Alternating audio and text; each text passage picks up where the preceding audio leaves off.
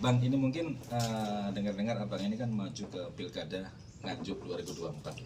Mungkin bisa dijelaskan sedikit bang untuk visi dan misi abang ini. Baik, jadi saya memberikan dulu sedikit tentang apa yang menjadi tujuan. Secara demografi, politik, kita harus berpikir, jika penyelenggaraan itu baik, tentu saya akan ikuti yang baik. Dari penyelenggara pemerintah kita selama ini tanpa buat penilaian yang berlebih, masyarakat banyak yang merasa kurang begitu sampai pada tujuan, artinya tidak mencapai apa yang diharapkan rakyat. Maka berarti adalah juga tidak salah bagi kita kalau namanya sesuatu hal kesempatan yang baik itu jika memang diberikan oleh Tuhan, diinginkan oleh rakyat, tentu kita akan berpikiran juga untuk ikut berperan serta sesuai ketentuan undang-undang. Maka saya kira ketentuan undang-undang yang mengatur demikian itu setiap warga negara berhak dipilih dan memilih. Maka di situ tinggal masyarakat, tinggal partai politik yang mencermati segala sesuatu hal yang terjadi tentang bagaimana dasawarsa pelaksanaan pemilihan kepala daerah di Kabupaten Nganjuk.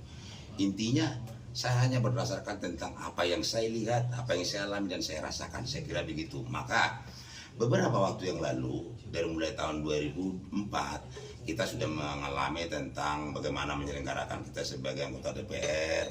Dan saat itu juga kita mendapatkan perolehan suara yang baik. Itu berarti bahwa masyarakat melihat tentang apa yang kita lakukan sebelumnya. Maka atas dasar dari tindakan, upaya, dan perlakuan kita, itu sebagai rekam jejak terpilih. Kemudian setelah kita dapat 19.000 suara, kemudian kita berbuat sebagaimana tanggung jawab kita di DPR, kita laksanakan tugas tanggung jawab kita, tetapi tidak boleh kita melupakan dan mengabaikan sinergisitas dengan pemerintah, sebab itu adalah penyelenggara pemerintah. Maka ketentuan undang-undang disinergikan dengan undang-undang MD3 harus wajib jalan dong. Tetapi tidak asing dapil-dapil itu harus kita upayakan bagaimana dapil kita itu mendapatkan perlakuan yang adil dalam setiap penyelenggaraan APBD. Maka APBD interestednya adalah untuk rakyat, tidak untuk siapa-siapa.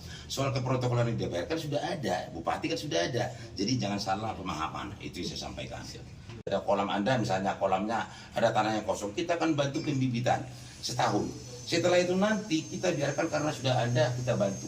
Dan nanti masalah yang paling baik juga kita akan melakukan nanti upaya pupuk harus terkendali. Caranya sangat mudah, saya jamin bisa. Kenapa?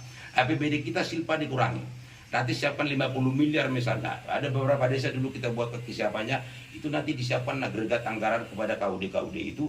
Nanti di situ akan disiapkan pupuk yang terkondisikan dalam subsidi.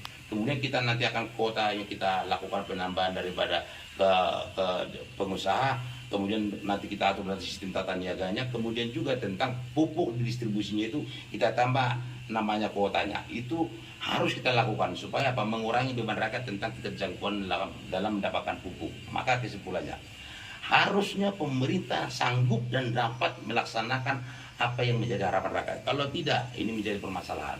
Sebab tanggung jawab seorang ayah dengan anaknya harus benar-benar mampu untuk melindungi keluarganya dalam rangka pemantauan, monitoring dan segala macam. Bapak-bapak ibu itu di situ akan kita letakkan. Jadi nanti SPJ dari Forkopimda, Forkopimcam harus ikut di situ. Sebab apa? Jangan biarkan nanti dinas-dinas itu pergi kemana-mana tanpa dipantau. Maka LSM itu adalah bagian tidak terpisahkan daripada pemerintah sebagai satu pemantau, monitoring, dan juga memberikan nanti masukan, advokasi bahwa nanti itulah yang bisa terjadi kebijakan untuk membuat anggaran ke depan. Maka di Sekda anggaran Anda akan ada nanti setiap tahun di luar LSM itu di Kesbanglinmas. Demikian saya sampaikan, mudah-mudahan pencapaian-pencapaian yang selama ini kita hormati, apa yang dikerjakan bupati-bupati sebelumnya kita hargai. Namun saya sampaikan, mari kita berpikir ke depan agar bagaimana tata cara memilih pimpinan yang lebih baik, yang mampu memimpin dirinya, mengendalikan dirinya, dan tidak akan terkoreksi oleh keinginan-keinginan perkelompokan yang ingin kita merata adil untuk rakyat sesuai dengan ketentuan undang-undang. Saya kira demikian, mudah-mudahan Nganjuk ke depan mendapatkan berkah, Nganjuk akan semakin lebih baik. Demikian.